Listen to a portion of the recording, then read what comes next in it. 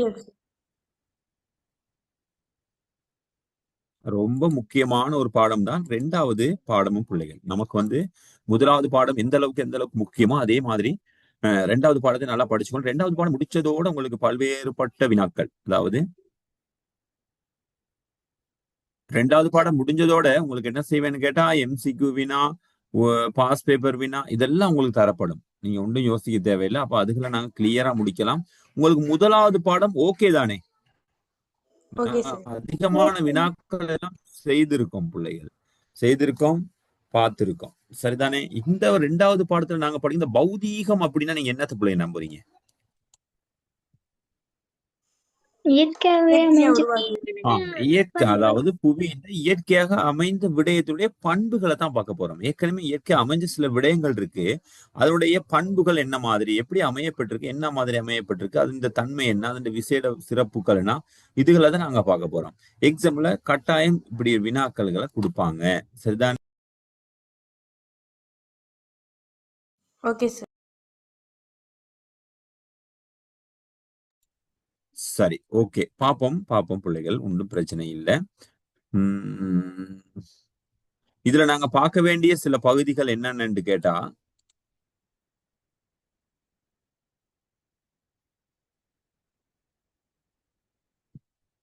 கண்டங்கள் பார்க்கணும். கண்டங்கள் சம்பந்தமான விடயங்கள், தீவுகள் கொஞ்சம் பார்க்கணும், சமுத்திரங்கள் பார்க்கணும், கடல்கள் பார்க்கணும், மலைத்தொடர், மேட்டு நிலம், சமவெளி, ஆறுகள், ஏரிகள், காலநிலை சம்பந்தமான சில விடயங்கள் கொஞ்சம் ஒரு பேசிக்ல இருக்குது.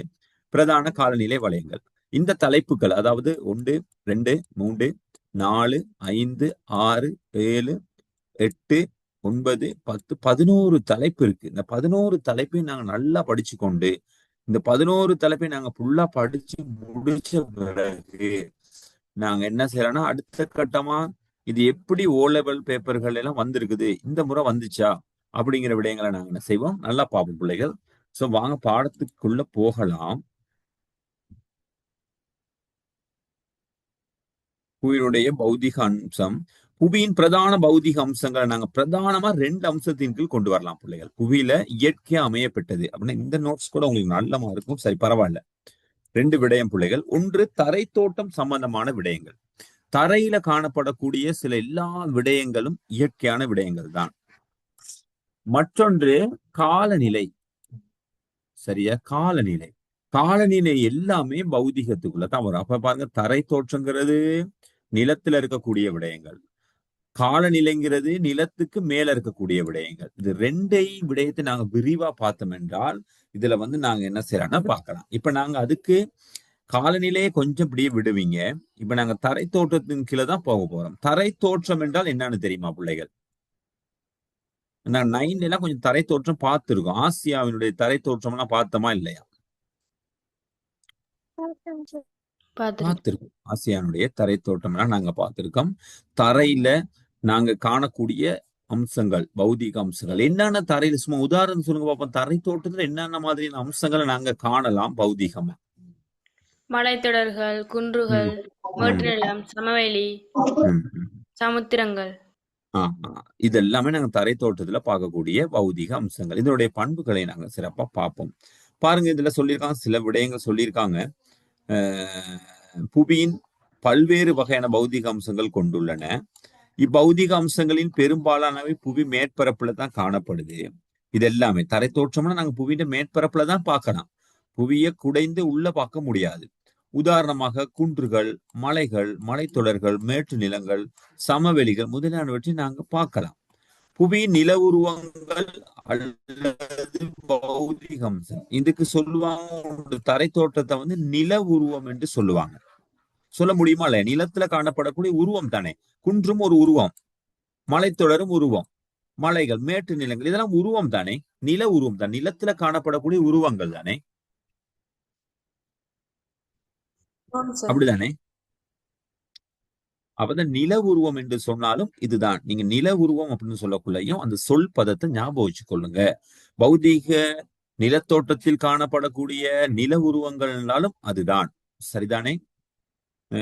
புவியின் நில உருவங்கள் அல்லது பௌதீக அம்சங்கள் பருமனின் அடிப்படையில் ஒன்றிலொன்று வேறுபடுகின்றன. அந்த வகையில் பாரிய அளவிலான நில உருவங்களாக கண்டங்கள், சமுத்திரங்கள் காணப்படுகின்றன. இவற்றில் பல சிறிய அம்சங்களும் காணப்படுகின்றன. இப்ப நாங்க பார்க்க வேண்டியது ஒவ்வொன்றா பார்ப்போம் என்னென்ன அம்சங்கள் இருக்கு. முதலாவது கண்டங்களுக்குள்ள வரும். சரியா? கண்டங்கள் அப்படின்ட்டு வரும்போது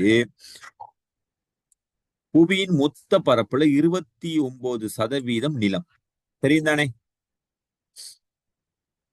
ஓம் சார். நிலம் தானே நிலம். அப்படியான 71% நீர்த்தன்மை கொண்டதாக காணப்படுகின்றது. இவை கண்டங்களாகவும் தீவுகளாக காணப்படுது. 29% அதை ரெண்டாக பிரிக்கலாம். ஒன்று கண்டங்கள் அப்படிங்கிறதும் மற்றொன்று தீவாக, ரெண்டும் சேர்ந்துதான் 29%. சரியா? இப்ப கண்டங்களை கொஞ்சம் நாங்க பார்த்தோம்னா உங்களுக்கு தெரியும். இந்த கண்டங்களை நாங்க பெருசா இழுத்து கொண்டு போக தேவையில்லை. சமுத்திர நீர் பகுதியிலிருந்து உயர்ச்சி அடைந்துள்ள பாரிய நிலத்திரிவு. அப்ப என்ன சொல்றாங்கன்னா, சமுத்திர பகுதிகள்ல இருந்து, அதுக்கு வரைவிலக்கணம் சில நேரம் கேட்கலாம். எப்படி வருதுன்னு கேட்டா, சமுத்திர பகுதியிலிருந்து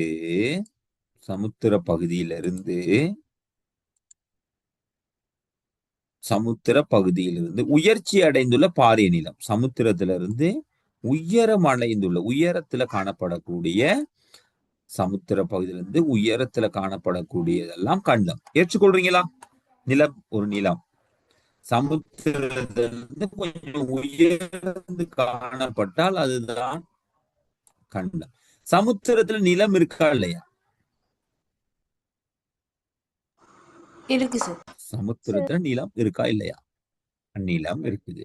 ஆனால் அந்த நிலத்தை நாங்க கண்டம் என்று சொல்ல மாட்டோம். ஏன்? அந்த நிலத்துக்கு மேலதான் சமுத்திரம் இருந்தாலும் அந்த நிலத்துக்கு மேலே இருந்தாலும் அந்த நிலம் எல்லாமே சமுத்திரத்தில் தான் உள்ளடங்கும். அப்படிதானே?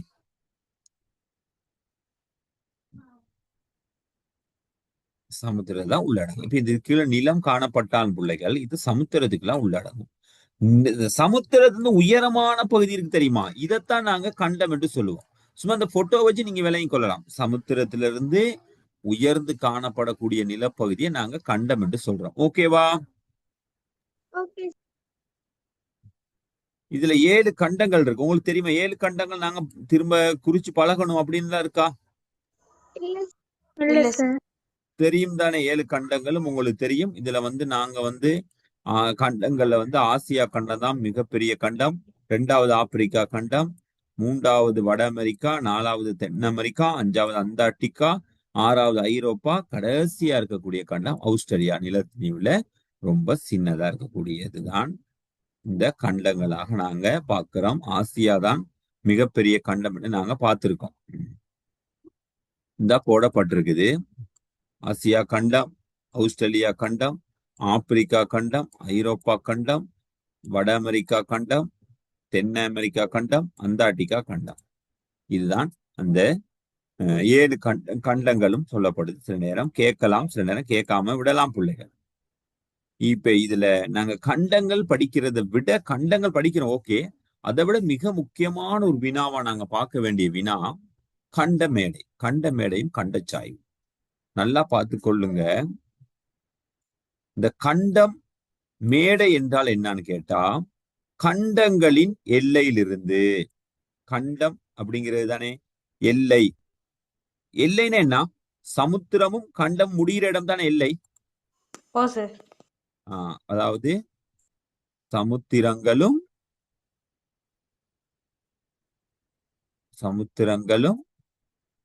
கண்டங்களும் முடியக்கூடிய இதைத்தானே நாங்க எல்லை என்று சொல்லுவோம்.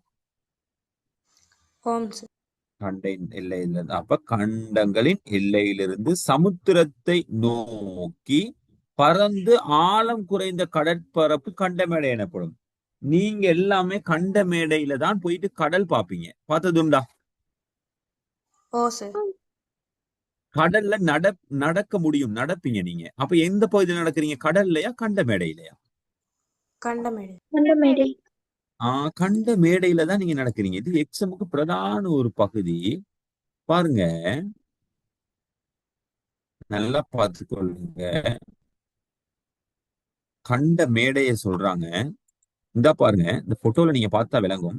இது வந்து சமுத்திர பகுதி, ரெட் எடுத்துக்கொள்வோம். இது வந்து சமுத்திர பகுதி, இது கடல் பகுதி. இந்த கடல் பகுதிகள்ல ஆழமற்ற பகுதியை சொல்றோம் தெரியுமா? அதாவது சமுத்திரமும் கண்டமும் சந்திக்கக்கூடிய எல்லையில இருந்து கடலை நோக்கி ஆழமற்ற பகுதியை நாங்க என்னன்னு சொல்லுவோம்? கண்ட மேடை. விளங்குதா விளங்குதா பிள்ளைங்க? நீங்க பீச்ல எல்லாம் ஓ போயிட்டு சார். உட்காந்து கரையோரத்துல எல்லாம் நிப்பீங்க, சந்திப்பீங்க, கொஞ்சம் விளையாடுவீங்க. அந்த வந்து கண்ட மேடை, ஆழமற்ற பகுதி. ஆழமற்ற பகுதி என்று சொல்லுவாங்க அத. இத போட்டோல கொடுத்து வினா கேட்பாங்க பாருங்க.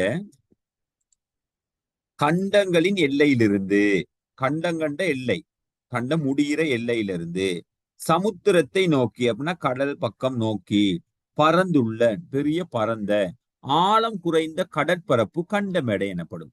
ஞாபகம் வச்சுக்கொள்ளணுமா? ஓம் சார். இங்க கீழே ஒரு குறிப்பு கேடுங்க. எல்லா கண்டங்கள்லயும் சில கண்ட மேடைகள் காணப்படாது. எல்லா இடத்துலயும் கடல் கரையோரம் ஆழமற்ற பகுதி காணப்படுமா? இல்ல சார். இல்ல சார். காணப்படாது. சில இடங்கள்ல தான் பிள்ளைகள், இலங்கையில எல்லாம் பிள்ளைகள் சில இடங்கள்ல கண்ட மேடை காணப்படும். சில இடங்கள்ல நேரடியாகவே ஆழமாயிரும் பிள்ளைகள், சமுத்திரமா ஆகி போயிடும். ஆனா சில இடங்கள்ல கண்ட மேடை காணப்படுது. நாங்க போயிட்டு என்ன செய்யலாம்? அந்த பகுதியை தான் நாங்க பீச் என்று சொல்லுவோம். சரியா? அதானே? சரிதானே? சரி சார். கண்ட மேடை. இப்ப இன்னொன்னு கண்ட சாய் ஒன்று சொல்றாங்க பாருங்க. இந்த பகுதி இப்ப சமுத்திரத்தை நோக்கி படிப்படியா ஆழமாகி கொண்டிருக்க பகுதி என்னன்னு சொல்லுவோம் நாங்க? படிப்படியா ஆழமாகிற பகுதியை கண்டச்சாய். அந்த சைடு. கண்ட சாய்வு. இத வந்து கண்ட சாய்வு என்று சொல்லுவாங்க. கண்ட மேடைனா கண்டத்தின் எல்லையிலிருந்து சமுத்திரத்தை நோக்கி ஆழமற்ற பகுதி இது. இப்ப படிப்படியாக ஆழமாகிக் கொண்டே இருக்கக்கூடிய பகுதி கண்ட சாய். கண்டச்சாய். கண்ட சாய்வு. எக்ஸாமுக்கு இந்த போட்டோவே போட்டு ஒரு வருஷம் வந்திருக்கு. நான் அதை எடுத்து காட்டுவேன், பிரச்சனை இல்ல.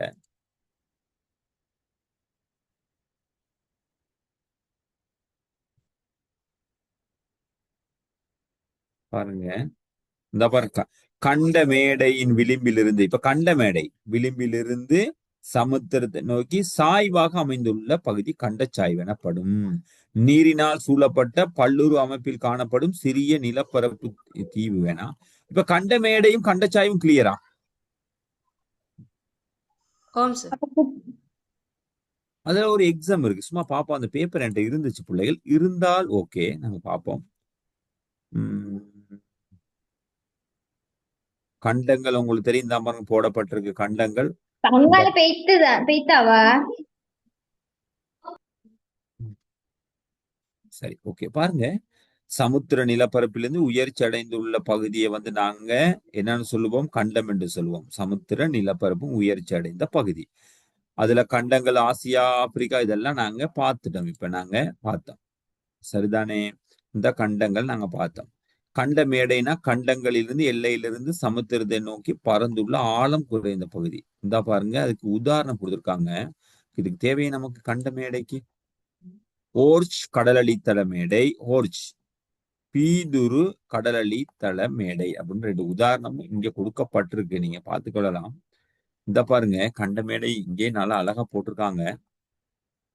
இது வந்து கரை, அதாவது நிலம் முடிகிற கண்டம் முடிகிற பகுதியில இருந்து கடலை நோக்கி, அதாவது சமுத்திரத்தை நோக்கி ஆழமற்ற பகுதியை வந்து நாங்க கண்ட மேடை என்று சொல்லுவோம். படிப்படியாக கண்ட மேடையிலிருந்து படிப்படியா கண்ட மேடை முடிகிற இடத்துல இருந்து படிப்படியாக ஆழமாய் கொண்ட சாய்வை நோக்கி போய் இருக்கக்கூடிய பகுதியை வந்து நாங்க கண்ட சாய்வு என்று சொல்லுவோம். ஓகேவா? கிளியரா? Okay sir. இந்த பாருங்க, இப்படிதான் போகும். இந்த இடத்துலதான் நிறைய பேர் இந்த விளையாடுறது அந்த இதெல்லாம் செய்வாங்க. பார்த்திருக்கீங்களா? ஆமா சார். இந்த இடத்துலதான் நடக்கும். சரியா? இது வந்து ஆழமான பகுதியை நாங்க கண்ட சாய்வு என்று நாங்க சொல்லுவோம். இந்த போட்டோ மூலம் நீங்க ஞாபகம் வச்சுக்கொள்ளலாம். சில நேரம் இந்த எக்ஸாம் பேப்பர் இருந்தா நான் எடுக்கிறேன் பாருங்க, எங்கேயாச்சும் இருக்கும்.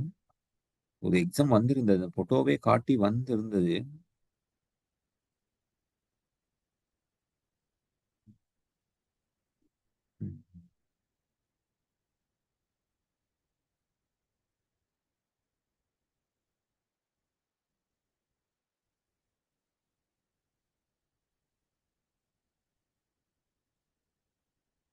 இப்படியே இருங்க பார்ப்போம்.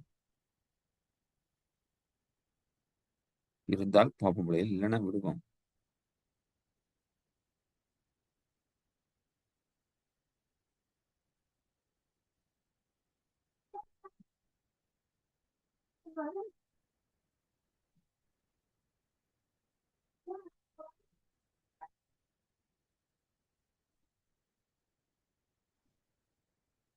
இப்படியே இருங்க இருங்க பிள்ளைகள், இருக்கு பேப்பர் உண்டு. சில நேரம் வந்தா பார்ப்போம், எடுப்போம், இல்லைன்னா படிப்போம்.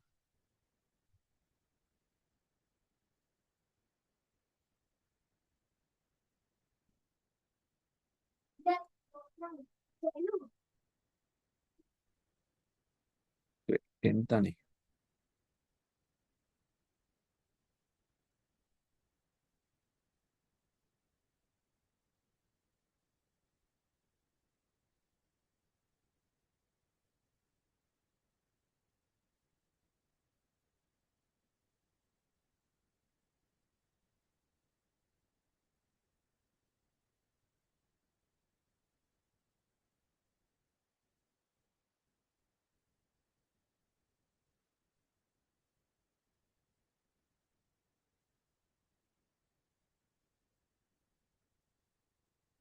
அது சம்பந்தமான ஒரு பேப்பர் பார்ப்போம்.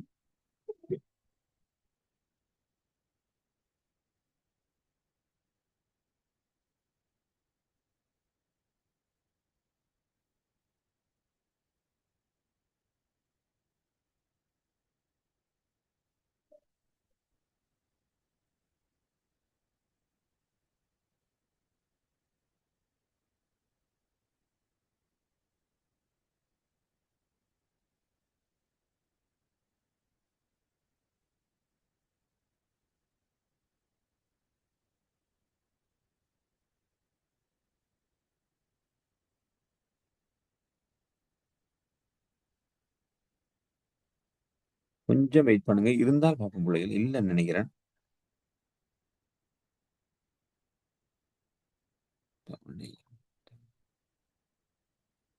சரி, ஓகே. அது காணா பிள்ளைகள், நாங்க பாடத்துக்கு போவோம். அடுத்த கிளாஸ் எடுத்து வைக்கிறேன் நானு.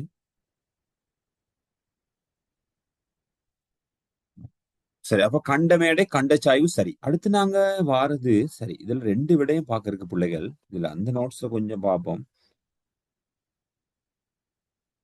கண்ட சாய்வு, கண்ட மேடை விளிம்பிலிருந்து சமுத்திரத்தை நோக்கி சாய்வா, சாய்வு என்று சொன்னாலே நீங்க ஞாபகம் வச்சுக்க வேண்டியதுதான் அது கண்ட சாய்வு என்று படம். இப்ப தீவுகள் அப்படிங்கக்குள்ள நீங்க பார்த்து கொள்ளுங்க, இது நமக்கு தேவைப்படக்கூடியது. 4 பக்கமும் நீரால் சூழப்பட்ட பல்லுருவ அமைப்பில் காணப்படக்கூடிய நிலப்பரப்பும் தீவுதான். சரிதானே. ஆழமான சமுத்திரங்களிலிருந்து எரிமலை செயற்பாடுகளின் காரணமாகவும் தீவுகள் உருவாகி இருக்குது. இப்ப ஒரு பெரிய கடல் பகுதியில பிள்ளைகள் தொடர்ந்து எரிமலை வருமாக இருந்தால் அந்த கீழே இருக்கக்கூடிய நிலம் மேல உயர்வு அடையுமா அடையாதா?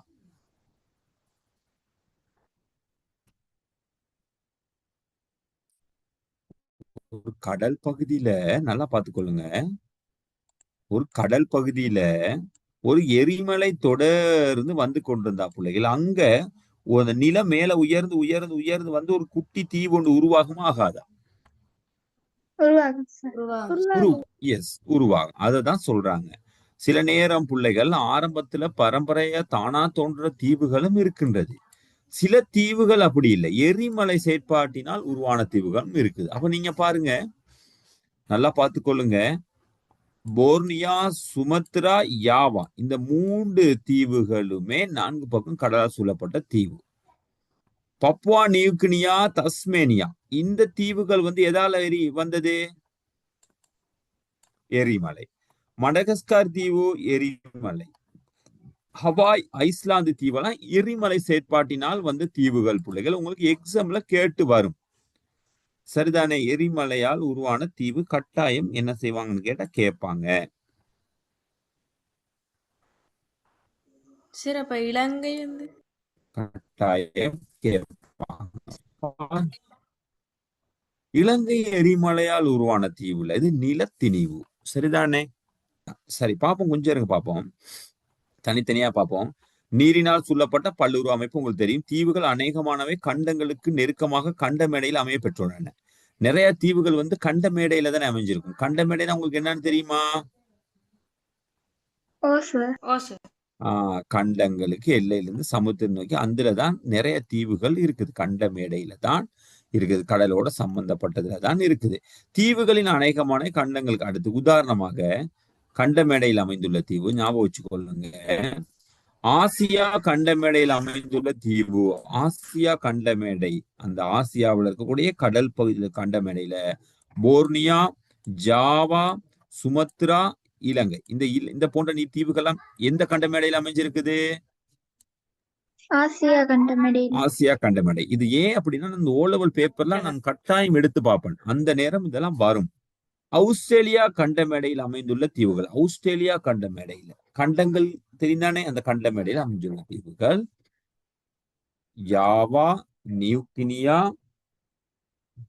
தஸ்மேனியா. ஆப்பிரிக்கா கண்ட மேடை உங்களுக்கு தெரியும். ஆப்பிரிக்காவோட சின்னதா இப்படி இப்படி இப்படி போனுச்சுன்னா ஆப்பிரிக்கால இந்த இடத்துல ஒரு மடகஸ்கார் இருக்கு. சரிதானே? இது இந்த டியூட் நான் போட்டு விட்டுருக்கேன் பிள்ளைகள் உங்களுக்கு குரூப்ல. போட்டு விட்டுருக்கேன். சரியா? சமுத்திரத்தின் மத்தியில் அமைந்துள்ள தீவுகள். சமுத்திரத்துக்கு மத்தியில நடுவ அமைஞ்சிருக்கக்கூடிய கண்ட மேடைனா விளிம்புல நடு சமுத்திரத்துல அமைஞ்சிருக்கக்கூடிய தீவுகள். நடு சமுத்திரத்துல ஹாவாய் தீவு, ஐஸ்லாந்து தீவு. இது இது ரெண்டு கண்ட மேடையில் அமைஞ்சதா? ஹாவாய் ஐஸ்லாந்தும் இல்ல சார். இல்ல சார். சமுத்திரத்துல கண்ட மேடைனா நிலத்தோட அமையப்பட்டது. ஆனா இது ரெண்டுமே நடு சமுத்திரத்துல அமைஞ்சிருக்குதாம். அப்ப இது ரெண்டுமே நடு சமுத்திரத்துல அமைஞ்சிருந்தா இது எதனால அமைஞ்சிருந்திருக்கும்? ஒரு நடு சமுத்திரத்துல ஒரு தீவு உருவாகுறதுக்கான வாய்ப்பு இருக்கா? நிலம் ஒன்று உருவாகுறதுக்கு வாய்ப்பு இருக்கா? இல்ல. எரிமலையினாலதான் இந்த தீவு ரெண்டும் உருவாயிருக்குதாம். சரிதானே? ஹவாய் தீவும் ஐஸ்லாந்து தீவு ஞாபகம் வச்சுக்க. ரெண்டு தீவு தானே ஞாபகம் வச்சுக்கலாம். ஹவாய், ஐஸ்லாந்து தீவு. சரிதானே? ஹவாயும் ஐஸ்லாந்து தீவும் எரிமலை செயற்பாட்டினால் உருவான தீவுகள். ஓகேவா? Okay sir. இந்த உலக பொருளுக்கு பிரதான தீவுகள் இருக்குது. நீங்க பார்த்து கொள்ளலாம். தீவுகள் நீங்க பாக்குறதா இருந்தா கூட கொஞ்சம் வரேன். தீவுகள் கொஞ்சம் இருங்க.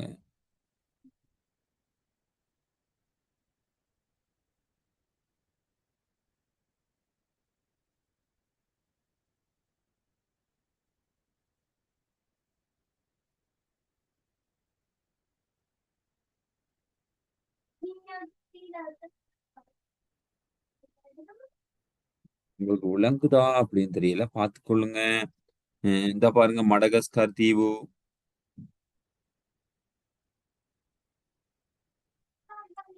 மடகஸ்கர் தீவு. இந்த பாருங்க பப்புவா நியூகினியா தீவுகள் தான் இருக்குது.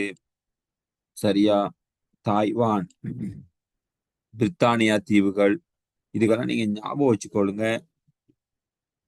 இந்த இடத்துல இருக்குது பிலிப்பைன்ஸ் தீவுகள், இலங்கை தீவுகள் எல்லாம் இந்த இடத்துல காணப்படுது பிள்ளைகள். இந்த தீவுகள் கண்டமடையில் அமைப்பட்ட தீவுகளும் இருக்குது. சமுத்திரத்தினால் உருவாகும். இந்த இதுல நம்பரோட இருக்குது. இந்த தீவுக்கு நான் போட்டு விட்டுருப்பேன்னு நினைக்கிறேன். இந்த இலங்கையில சில தீவுகள், இலங்கைக்கே உரித்தான தீவுகள் உங்களுக்கு தெரியுமா இருக்கும். காரை தீவு, எழுவை தீவு, அனலை தீவு, ஊர்காவல் தீவு, நைனா தீவு, புங்குடி தீவு, நெடுந்தீவு, கச்சை தீவு. இந்த கச்சை தீவு பிரச்சனை ஒண்ணு இந்தியாவுக்கு இலங்கைக்கு போய்கொண்டே இருக்கு, தெரியுமா? ஓ, இது வந்து ஒரு காலத்துல ஒரு ஒப்பந்தத்தின் அடிப்படையில இந்தியாவால் கொடுக்கப்பட்ட தீவு தான். என்ன தீவு? கிட்டத்துலதான் பிள்ளை, ராமேஸ்வரத்தோட கிட்டத்துல இருக்கக்கூடிய தீவு ஒன்று பிள்ளைகள். அது இதை பெற்றுக்கொள்ளுவோம். இலங்கையின் சட்டத்தின், இலங்கையினுடைய அரசாங்கம் தான் அங்கே இருக்கு. இலங்கை பாடசாலை தான் அங்கே இருக்கு. இலங்கையினுடைய வாகனங்கள் தான் அங்கேயும் இருக்கு. இலங்கைக்கே உரித்தான தீவு, அப்படித்தானே?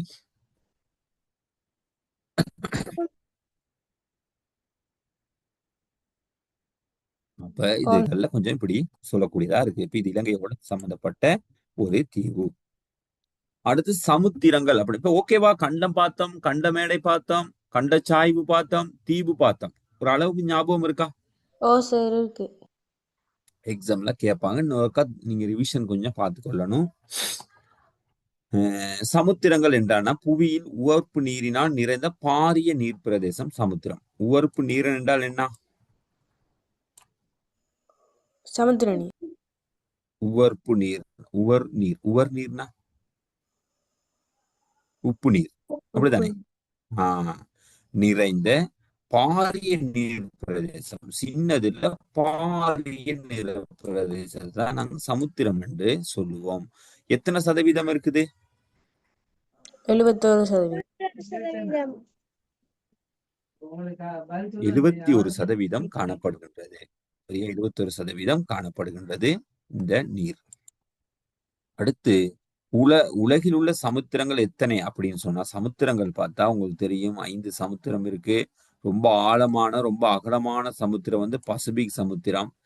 அதுலதான் மரியானா ஆழி இருக்குது. ரொம்ப ஆழமான பகுதி என்று என்ன செய்வாங்க, அதை சொல்லுவாங்க. அடுத்து அத்திலாந்திக் சமுத்திரம். இது அடுத்தது இந்து சமுத்திரம், அந்தார்டிக் சமுத்திரம், ஆர்டிக் சமுத்திரம். பரப்பளவு கொடுக்கப்பட்டிருக்கு. நாங்க இந்த ஓர்டரை ஞாபகம் வச்சு கொண்டோம்னா சரி. பசிபிக் சமுத்திரம் மிகப்பெரிய சமுத்திரங்களா இருக்கு. இதை நாங்க குறிச்சு பழகணுமா? தெரியுமா எங்கெங்க இருக்குண்டு?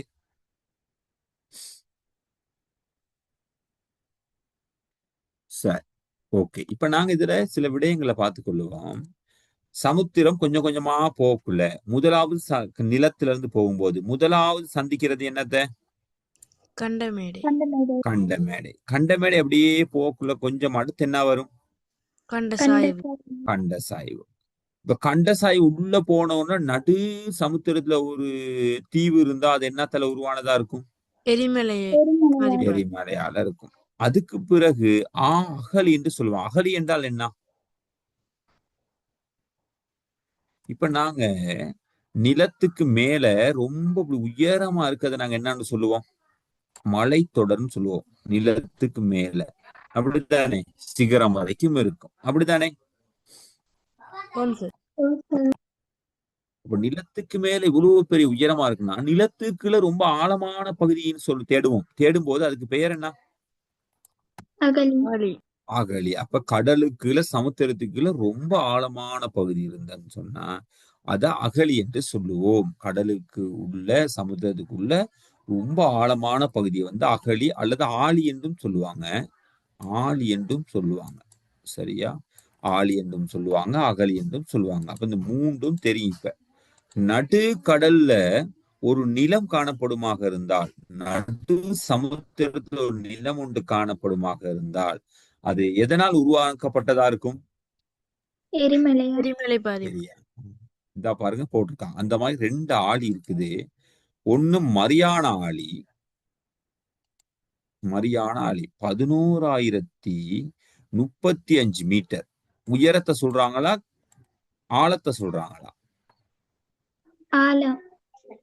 ஆழத்தை சொல்றாங்க. மரியானா எங்க காணப்படுது? இது எந்த சமுத்திரத்துல இருக்குமா இருக்கும்?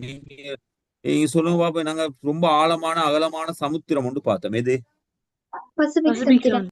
அதான் மிகப்பெரிய சமுத்திரம். மிகப்பெரிய சமுத்திரம் அப்படின்னு பார்க்கலாம். அங்கதான் ஆழமா இருக்கும். அங்கதான் மரியானா ஆழி காணப்படுது. 11,035. அதே மாதிரி மின்டோனா அகழி 10,497 ஆழம். நம்ம சொல்றோம் தானே இமயமலை 8,000 கிலோமீட்டர் உயரம்னு. அந்த அளவுக்கு கீழே ஆழமான பகுதி. இங்கெல்லாம் போக கூட முடியாது, போய் மாட்டிக்கிட்டா வரக்கூட முடியாது. அந்த அளவுக்கான ஒரு ஆழம். சரியா? 10,497 மீட்டர் ஆழமான ஒரு பகுதி. இந்த ரெண்டுமே எங்கன்னு சொல்லியிருக்காங்கன்னா பாருங்க. இந்த பாருங்க இருக்குது. இந்த இதெல்லாம் அகழிதான். இதெல்லாம் அகழித்தான்.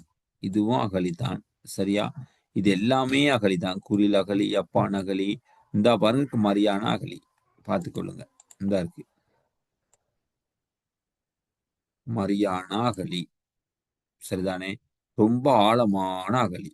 சரிதானே? மரியானா அகழி இந்த பக்கம் தான் இருக்கு. மரியானா அகழி ரொம்ப ஆழமான பகுதி என்று நாங்க என்ன செய்யலாம், அதை சொல்லலாம். இதுல சொன்னாங்கன்னா இந்த 4 பக்கம் கடலால் சூழப்பட்டது, தீவுகள் பார்த்தோம், சமுத்திரம் பார்த்துட்டோம். சமுத்திரம் ஓகே. அகழி இந்த பாருங்க, இந்த அகழி. இந்த பாருங்க மரியானா அலி, இந்த பாருங்க அம்புக்குறி போட்டு காட்டுறாங்க. ஆஸ்திரேலியாவுக்கு கொஞ்சம் மேல பசிபிக் சமுத்திரத்துல காணப்படக்கூடிய ஒரு அகழி மரியானா அகழி, ரொம்ப ஆழமான பகுதி.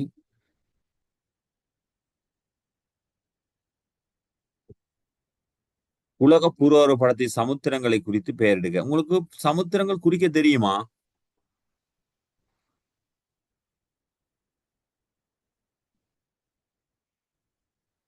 சமுத்திரங்கள் தெரியும் தானே பிள்ளைகள், எங்கெங்க இருக்குண்டு?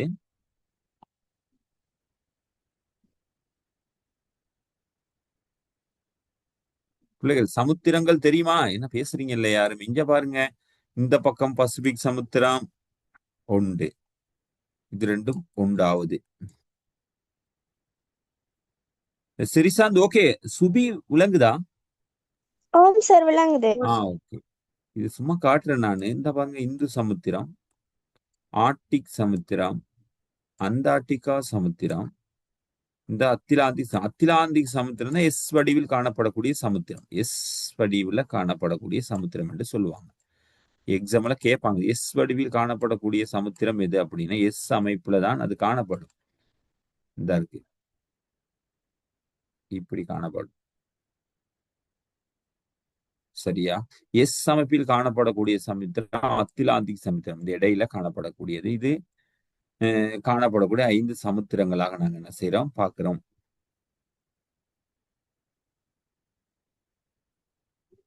சரி, பேப்பர் மார்க்கிங் ஆரம்பிச்சிருக்க பிள்ளைகள். நான் பேப்பர் மார்க்கிங் போயிட்டு தான் வாரேன். இன்னும் ஜியோகிராபி மட்டும் ஆரம்பிக்கல, செகண்ட் மார்க்கிங் ஆரம்பிக்கும். ஆரம்பித்ததோட உங்களுக்கு நான் என்ன செய்வேன்னு கேட்டா விடையோட கொண்டு வருவேன். எப்படி திருத்தப்பட்டிருக்கு, எப்படி என்ன கேட்கிறாங்க, உங்களுக்கு என்ன எதிர்பார்க்கப்படும் அப்படின்லாம் நான் அடுத்தடுத்த கிளாஸ்ல நான் சொல்லுவேன் உங்களுக்கு. கடல்கள் அடுத்து நாங்க இதை வரைக்கும் பார்த்துட்டோம், கடல் வரைக்கும் பார்த்துட்டோம். சும்மா வேணா இது வரைக்கும் படிச்சது சும்மா வேணா நாங்க ஒரு வினாக்குள்ள போயிட்டு பார்ப்போம்.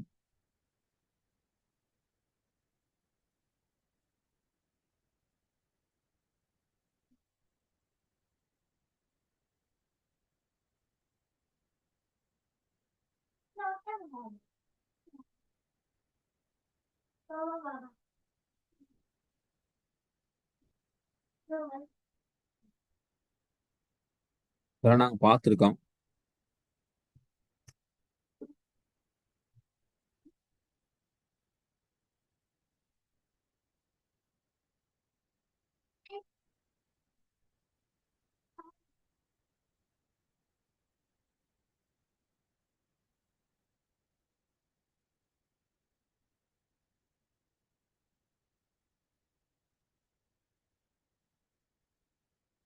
இந்த பாருங்க, இங்க இருந்து ஆரம்பிக்குது. இந்த பாருங்க, இந்த இடத்துல இருந்து 36வது வினாவுல இருந்து ஆரம்பிக்குது, அப்படித்தானே? ஓம் சார். 35ல இருந்து ஆரம்பிக்குன்னு நினைக்கிறேன். பாருங்க, ஓ சார் 35ல இருந்து. 35ல இருந்து சும்மா செய்ய பாபம். நம்ம படிச்ச பகுதி வரைக்கும் 35ல இருந்து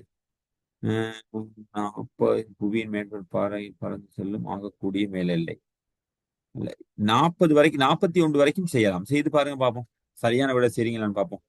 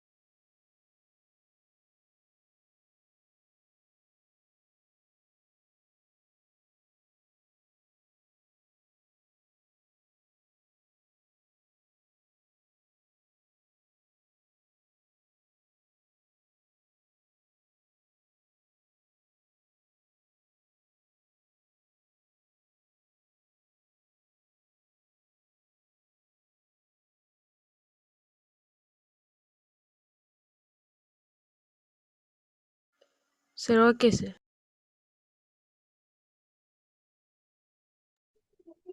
பாருங்க 43 வினா வரைக்கும் செய்ய முடியுமாண்டு? ஓ சார், முதலாம் பாடம் இருக்கு. கொஞ்சம் இருக்கு என்ன? ஓ சார். பாருங்க 44 வினாவை.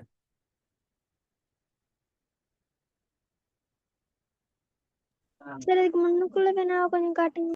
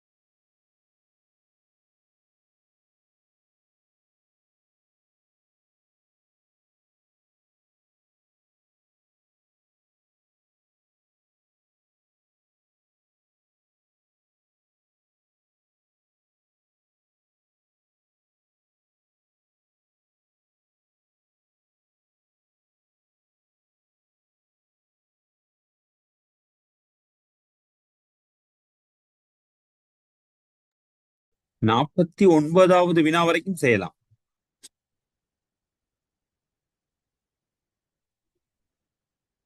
50வது வினாவா அடுத்த கிளாஸ் நம்ம செய்து பார்ப்போம் கொஞ்சம் படிச்சுட்டு. செய்துட்டேன் சார். ஓகே ஓகே ஓகே, வேற யாருக்கு டைம் வேணும்? தனுஷிகா சரியா? சுபி ஓகேவா? Okay sir. Okay sir.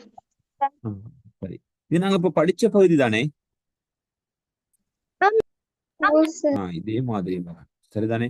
அதே மாதிரி நாங்க இப்படியே போனா கூட நான் படிச்ச பகுதியில மட்டும் இப்படி பாக்குறேன்னா கூட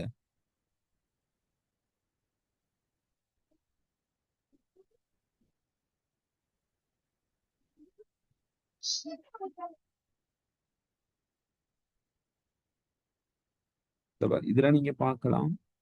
இதுல நாங்க புவி, எட்டு பருமாறன், மண்டலம், இதெல்லாம் படிச்சோம். புவியின் கட்டமைப்பு இந்த மாதிரி வினா தான் வரும். மேற்காவோட ஆஸ்திரேலியா கண்டத்தின் பரப்பு. சரி, இந்த பாருங்க 158வது வினால இருந்து ஆரம்பிக்குது. விளங்குதா?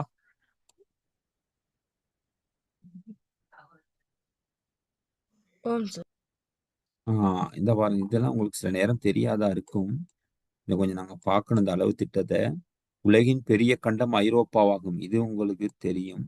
ஆழம் குறைந்த கடற்பரப்பு கண்டச்சாய்வாகும்.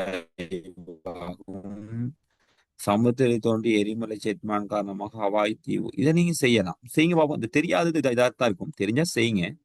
ஜாவா தீவு ஆப்பிரிக்கா கண்டமேடையில் அமைந்துள்ளது. உலகின் மிக ஆழமான அகழி மரியானா அகழியாகும். செய்ய முடியுமா? ஓ சார். இப்ப படிச்சது மட்டும்தான். சரி,